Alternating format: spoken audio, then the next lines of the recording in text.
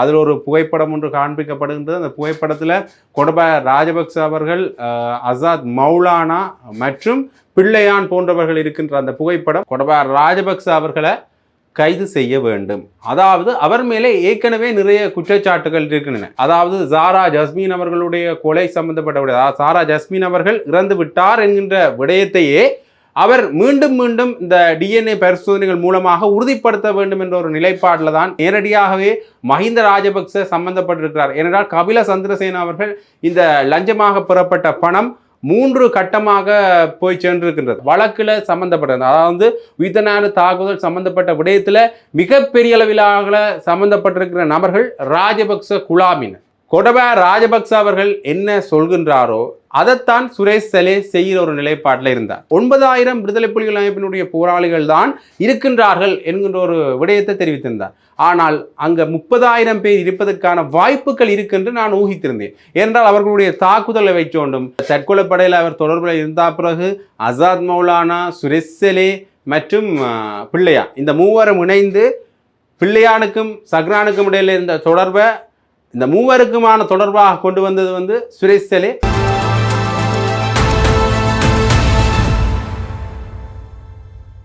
ஜெஃப்னாபிடியன் சொந்தங்களுக்கு வணக்கம்.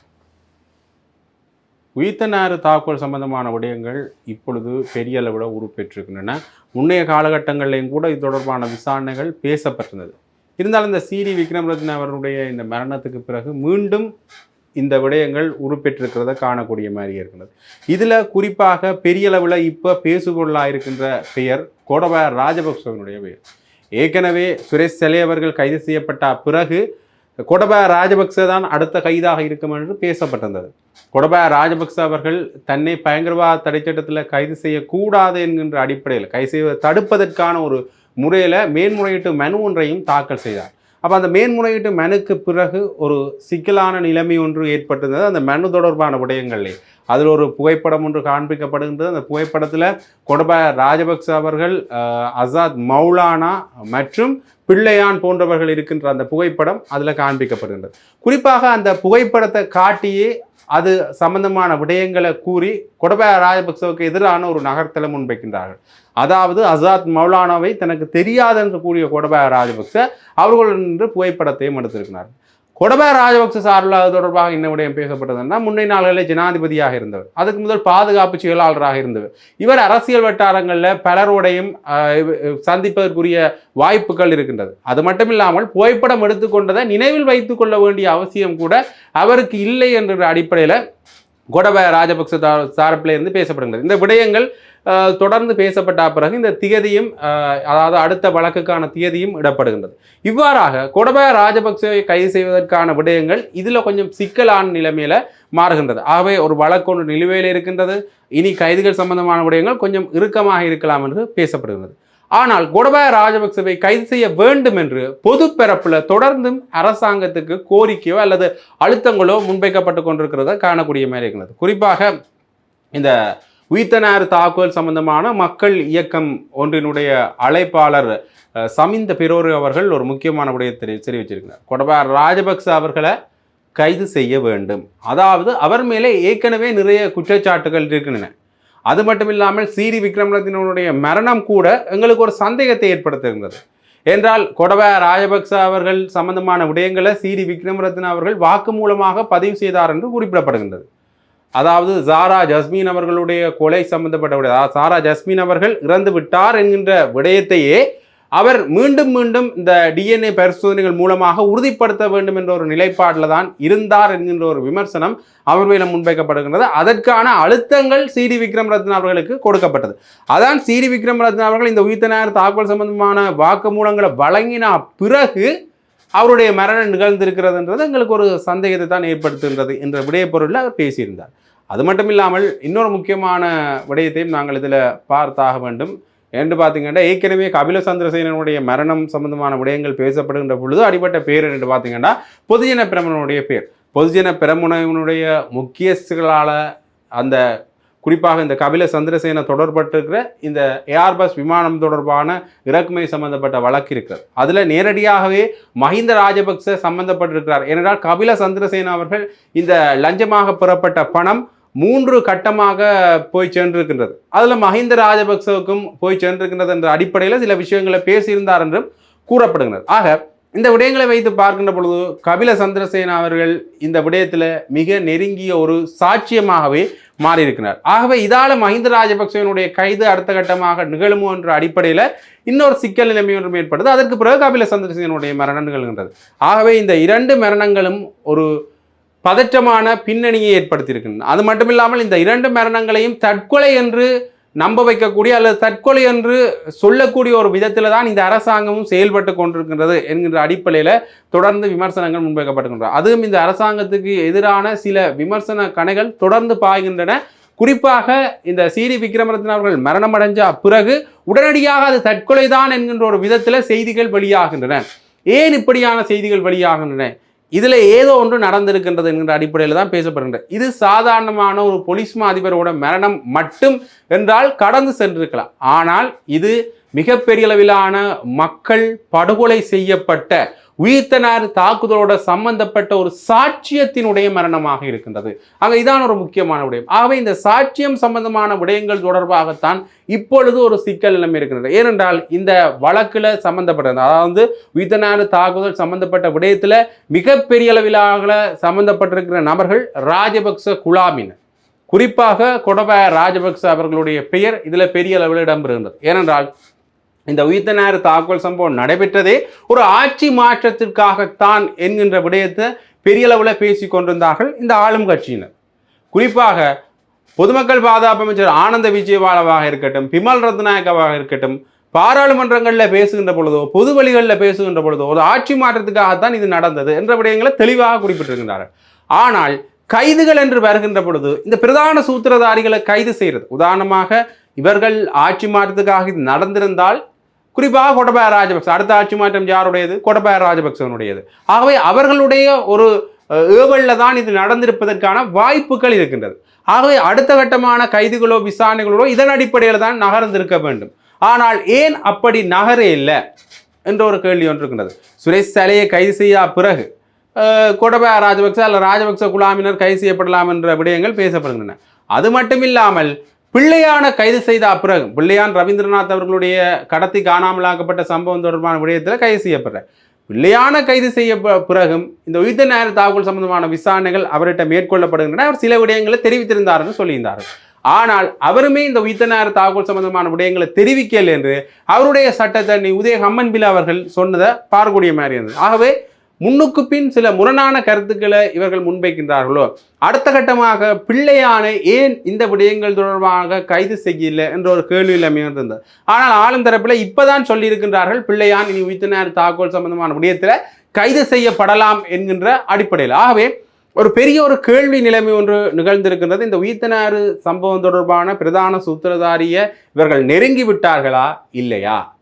அடுத்தது இன்னொரு தரப்பில் ஒரு விமர்சனம் ஒன்று முன்வைக்கப்படுது என்று பார்த்தீங்கன்னா, இவர்கள் கொடபாய ராஜபக்ச என்கின்ற ஒரு தனி நபரை ஃபிக்ஸ் பண்ணிட்டு இவரால் தான் இந்த விடயங்கள் நடந்தது என்ற விடயத்தை தீர்மானிச்சுட்டு அதுக்கு பிறகு விசாரணைகளை நடக்கின்றார்கள். ஆகவே இந்த விசாரணை அவரை சுற்றித்தான் நடக்கும், அதால இது ஒரு சுயாதீனமான விசாரணையாக இருக்காது என்று பொதுஜன பெரமுனவுடைய ஆதரவாளர்களும் தொடர்ந்து தங்களுடைய விமர்சன கருத்துக்களை முன்வைக்கிறத காணக்கூடிய மாதிரி இருக்கிறது.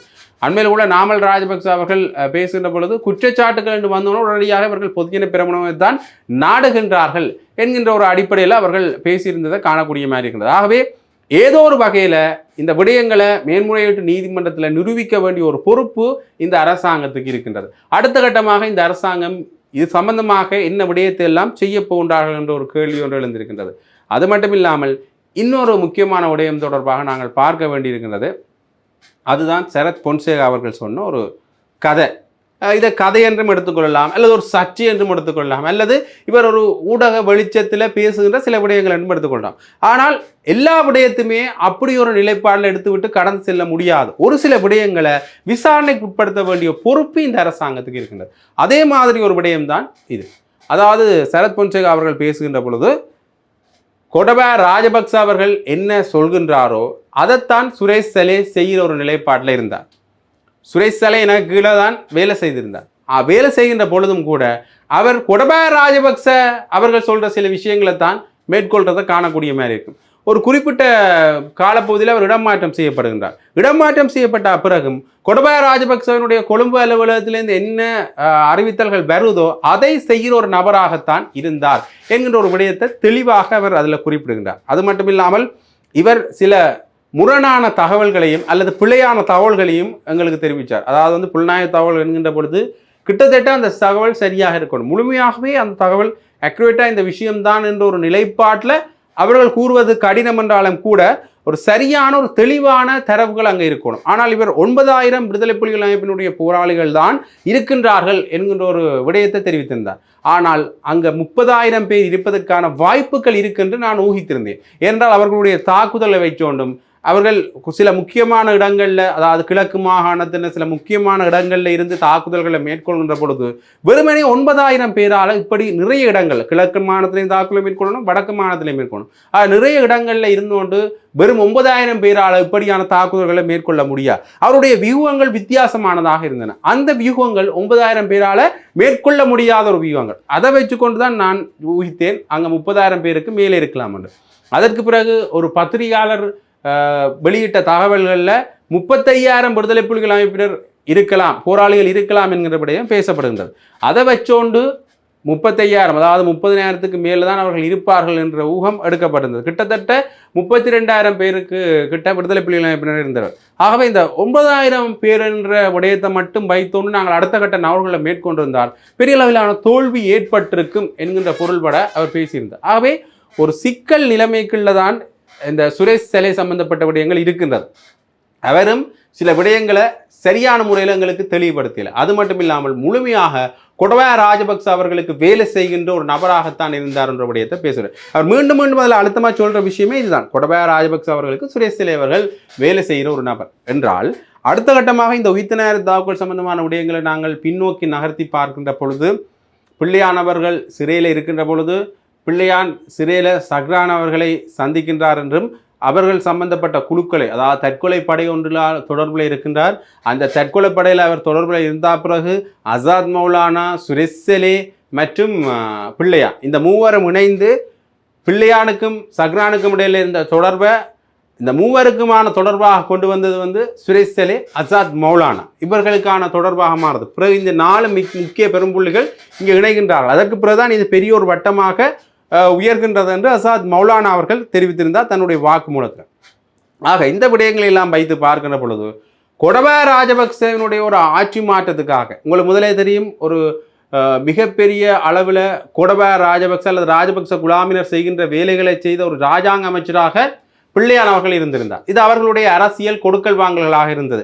முன்னைய காலகட்டங்களில் பிள்ளையான் அவர்கள் சில வதை முகாம்களை நடத்துவதற்கும், அது மட்டும் இல்லாமல் சில படுகொலைகளை செய்கிற சம்பந்தமான விடயங்களையும் இந்த இருவருக்கும் இடையில் ஒரு தொடர்பு நிலைமை ஏற்பட்டிருந்தது. கிட்டத்தட்ட ரவீந்திரநாத்தினுடைய படுகொலை சம்பந்தப்பட்ட விவகாரத்திலையும் பிள்ளையான் மற்றும் ராஜபக்ச குழாமினருக்கு இடையில சில உறவு நிலைகள் இருக்கின்றது.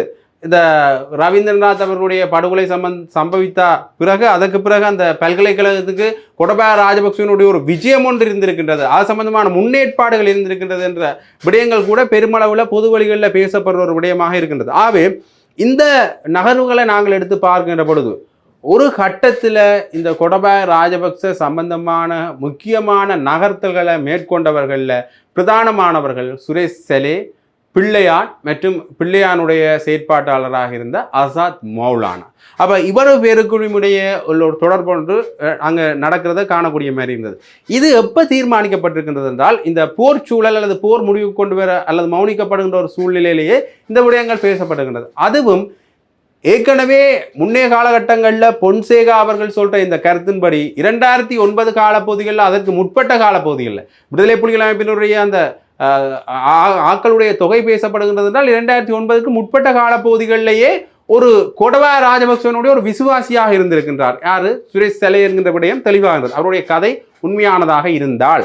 ஆகவே இந்த ஊகங்களின் அடிப்படையில் பார்க்கின்ற பொழுது ஒரு நீண்ட நெடிய வருடத்தினுடைய விசுவாசி சுரேஷ் செலை எவ்வாறான விடயங்களை எல்லாம் கோட்டாபய ராஜபக்ச சார்பாக செய்திருக்க முடியும்? ஆகவே இவ்வளவு பெரிய மக்களை கொள்வதற்காக 200க்கும் மேற்பட்ட மக்களை கொன்று ஒரு ஆட்சி மாற்றத்தை கொண்டு வருவதற்கான வாய்ப்புகள் இருந்திருக்கலாம்.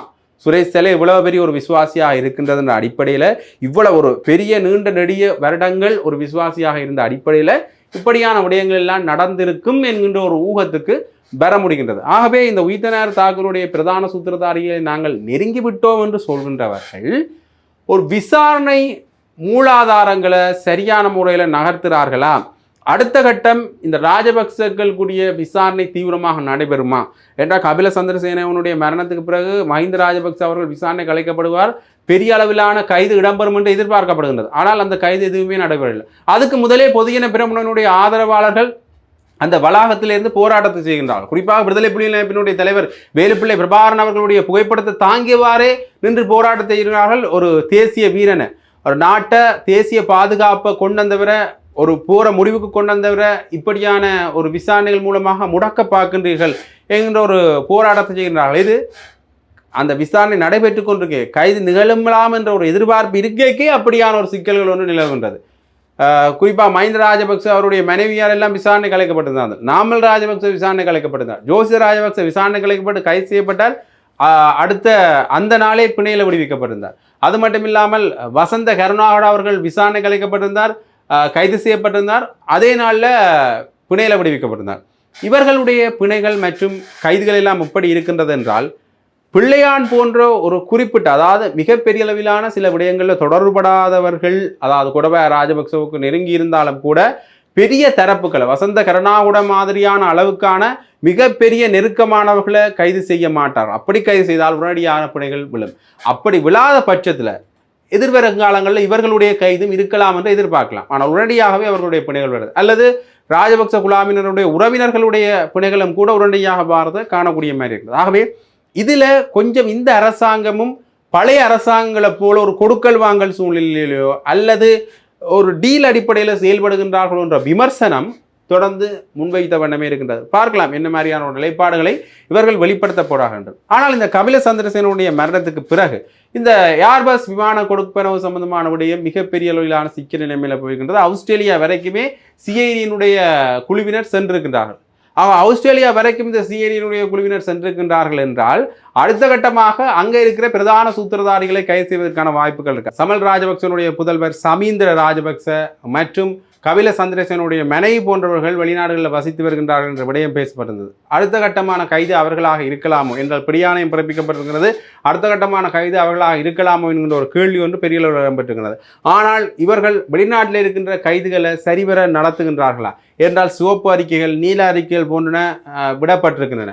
குறிப்பாக ஆனந்த விஜயபாலர்கள் அண்மையில் பேசுகின்ற பொழுது வெளிநாட்டில் சில அமைச்சர்கள் பதுங்கி இருக்கின்றார்கள், வெளிநாட்டில் சில பாதாளக்குழு உறுப்பினர்கள் பதுங்கி இருக்கின்றார்கள், அவரை இங்கே கொண்டு வருவதற்கான சிவப்பு நீல அறிக்கைகள் எல்லாம் சரியான முறையில் நாங்கள் செய்திருக்கிறோம் என்று கூறியிருந்தார்கள். ஆனால் பசில் ராஜபக்சேனுடைய கைது நிகழ்ந்தான்னு கேட்டிங்கன்னா அங்கே ஒரு கேள்விக்குறி ஒன்று இருக்குது. ஆகவே அதே மாதிரி தான் இது நடக்குமா அல்லது இங்கேயும் சரியான முறையில் கைதுகள் நடக்குமா என்பது ஒரு பெரிய நீண்ட நெடிய ஒரு கேள்விக்குரிய விடயமாக மாறி இருக்கின்றது.